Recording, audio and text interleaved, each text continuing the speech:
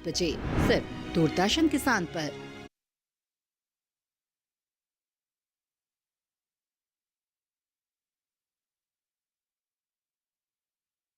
और से देखना होगा।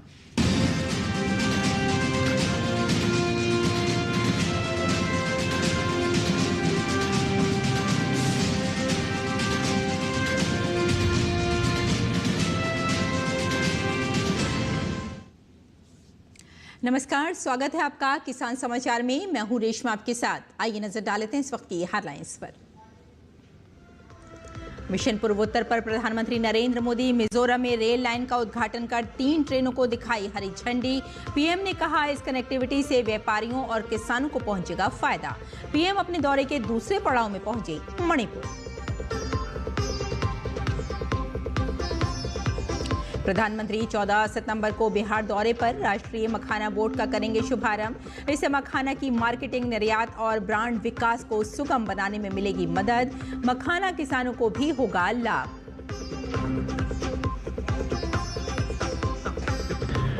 कृषि मंत्रालय ने एआई आधारित मौसम पूर्वानुमान का किया आगाज।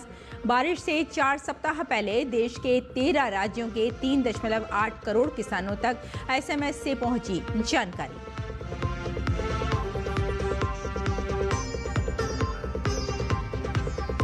मॉनसून भारत में कृषि क्षेत्र के लिए महत्वपूर्ण है, जो लगभग 42% आबादी की आजीविका को प्रभावित करता है, जबकि जीडीपी में 18.2% का देता है योगदान।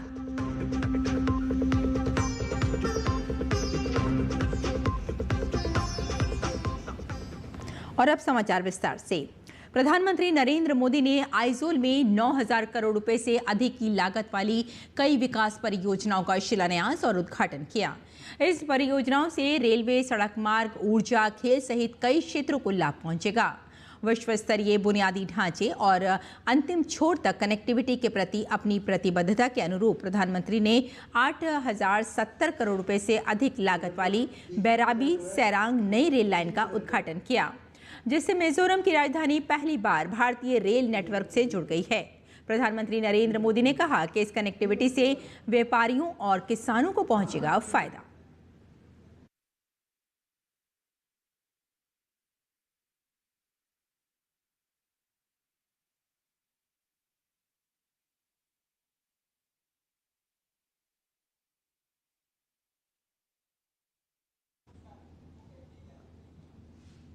और प्रधानमंत्री 14 सितंबर को बिहार का दौरा करेंगे। बिहार में अपने दौरे के दौरान प्रधानमंत्री राष्ट्रीय मखाना बोर्ड का शुभारंभ करेंगे। ये बोर्ड उत्पादन और नई प्रौद्योगिकी के विकास को बढ़ावा देगा। ये वैल्यू एडिशन और प्रोसेसिंग को बढ़ावा देगा तथा मखाना के बाजार, निर्यात और ब्रांड विकास को सुगम बनाएगा, जिससे बिहार और देश के मखाना किसानों को लाभ होगा।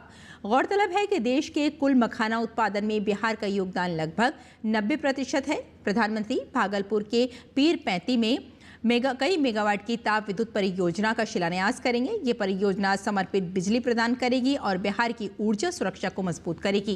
प्रधानमंत्री पूर्णिया में सेक्स सॉर्टेड सीमेंट सुविधा का भी उद्घाटन करेंगे। ये राष्ट्रीय गोकुल मिशन के अंतर्गत एक अत्याधुनिक वैरीय केंद्र है, जो सालाना 5 लाख सेक्स सॉर्टेड सीमेंट खुराक का उत्पादन करने में सक्षम है। ये प्रौद्योगिकी मादा बछड़ों के जन्म की संभावना को बढ़ाकर छोटे सीमांत किसानों और भूमिहीन मजदूरों को अधिक प्रतिस्थापन बछिया प्राप्त करने, आर्थिक तनाव को कम करने और बेहतर डेयरी उत्पादकता के माध्यम से आय बढ़ाने में मदद करेगी।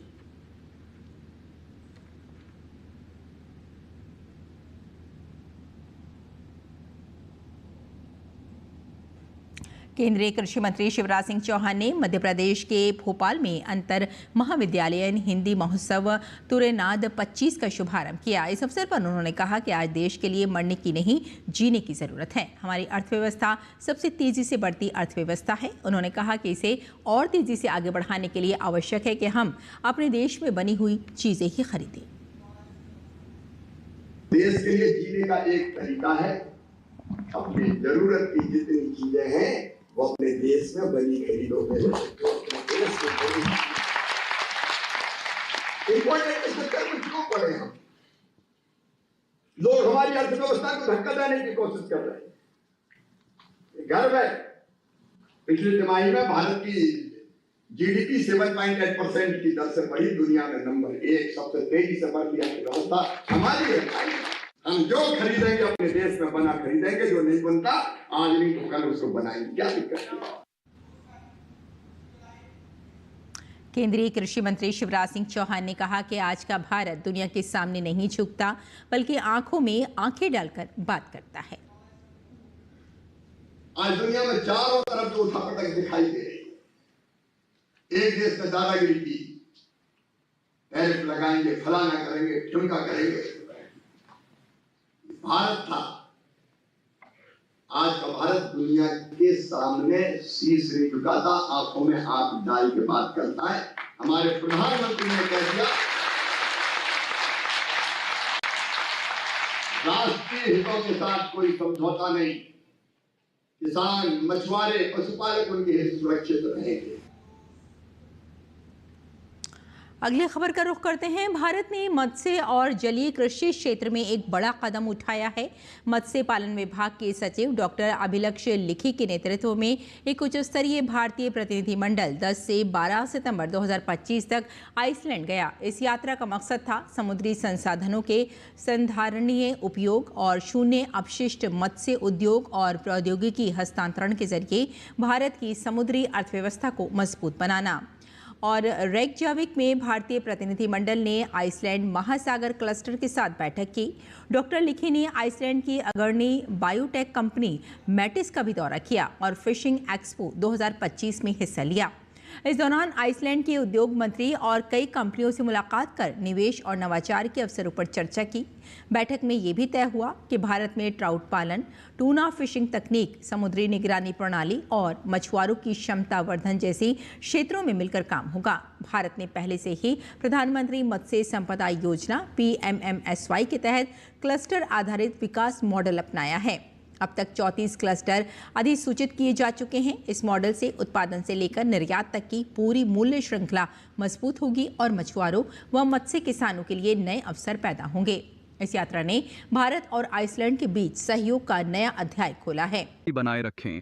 इसी तरह कृषि और किसानों से जुड़ी हर महत्वपूर्ण जानकारी के लिए हमारे साथ जुड़े रहिए और देखते रहिए DD किसान। धन्यवाद।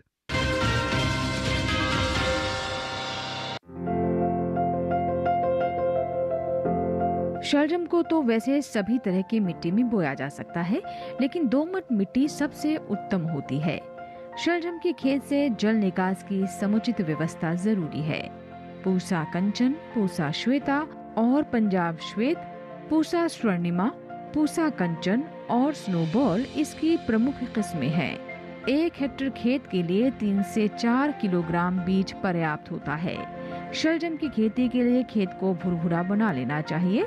इसके लिए पहली जुताई मिट्टी पलटने वाले हल से करनी चाहिए। इसके बाद 3 से 4 जुताई देशी हल या कल्टीवेटर से करनी चाहिए और पाटा लगा देना चाहिए। शलजम की बुआई कतारों में करें, लेकिन बरसात के मौसम में मेड़ों पर लगाना ज्यादा अच्छा रहेगा। कतार से कतार की दूरी 30 से 45 सेंटीमीटर यानी 1.5 से 2.5 हाथ रखें, जबकि बीज से बीज की दूरी 10 से 15 सेंटीमीटर आधे से पौन हाथ। बुआई के 8 से 10 दिन बाद पहली सिंचाई करें। इसके बाद जरूरत पड़ने पर 10 से 12 दिन के अंतराल पर पानी देते रहें। बोने के 25 से 30 दिन बाद मिट्टी चढ़ा दें। इसकी 2 से 3 निराई और गुड़ाई करनी पड़ती है। शलजम में व्हाइट रस्ट, सर्कोस्पोरा, पीला रोग, अल्टरनेरिया और पर्ण अंगमारी जैसी बीमारियां हो सकती हैं। शलजम में माहू, मूंगी, बालदार कीड़ा, सुंडी, आरा मक्खी और डायमंड बैक मोथ जैसे कीटों का भी हमला हो सकता है। बचाव के लिए विशेषज्ञों की सलाह से दवा का छिड़काव करें।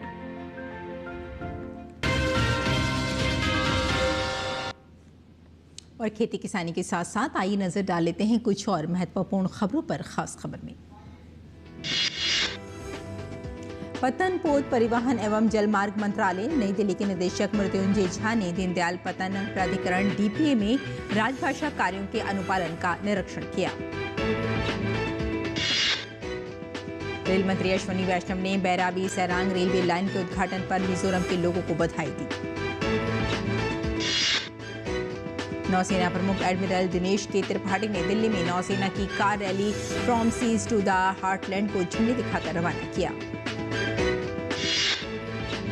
कर्नाटक के हासन जिले के आरकलगुड्डू तालुक में गणेश उत्सव के जुलूस के दौरान एक भीषण सड़क हादसा। इस दुर्घटना में 9 लोगों की मौत हो गई और 20 से ज्यादा लोग घायल। वाणिज्य और उद्योग मंत्री पीयूष गोयल ने यूरोप के साथ मुक्त व्यापार समझौते को लेकर कहा कि भारत और यूरोपीय संघ समग्र तथा संतुलित मुक्त व्यापार समझौते को अंतरिम रूप देने के लिए पूरी निष्ठा और प्रतिबद्धता के साथ काम कर रहा है। तो किसान समाचार में फिलहाल इतना ही। अनुमति दी। नमस्कार।